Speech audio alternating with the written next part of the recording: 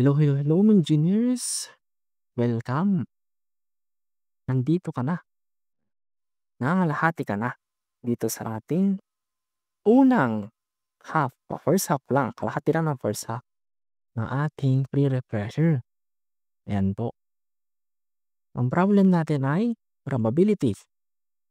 Basahin mo natin. One bowl contains 5 white balls. Kung ako to, dinodrawing ko na siya. Para hindi ko na balikan. Meron daw one bowl. Kung one bowl na to, yan siya. Box na lang pwede na. 5 white balls, 2 red balls, saka 3 green balls. Yan. Another ball. Gawin na lang natin siyang square. Contains 3 yellow and 7 black. Ito yung una, itong pangalawa. Ano po tanong? What is the probability of getting a red ball? Probability daw na makakuha ka ng red. And a yellow ball from the second bowl in one row from each bowl. Bumunot ka daw ng isa sa each. And anong probability na yung dalawang nabunot mo ay red sa yellow? Ganun siya. Ganito lang yung tanong, basic na mga tanungan natin sa probability. Bali, concept natin dito ay ano yung and at ano yung or. Yun yung parang language ng problem na ganito. Yung pagkakaiba ng and sa ng or. Pagkakaiba ng and sa ng or, kapag or, kung sa set, parang ano siya, ganito. Yun.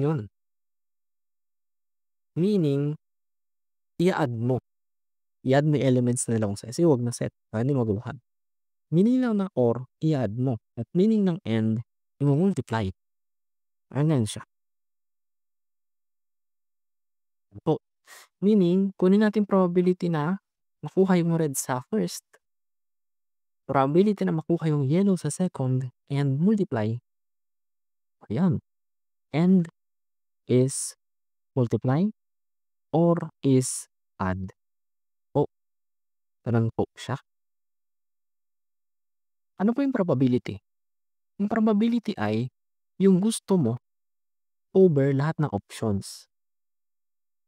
Yung gusto mo o yung desired o expected outcome over total number of outcome. Probability. Yun po siya. Meaning, ang probability na makuha mo yung red, gusto mo yung red. Ilan ba yung red? 2. Ilan lahat? 5 plus 2 plus 3. 10. Dito naman, ang gusto mo ay yung yellow. Ilan yung yellow? 3. Ilan lahat? 10. Meaning, 2.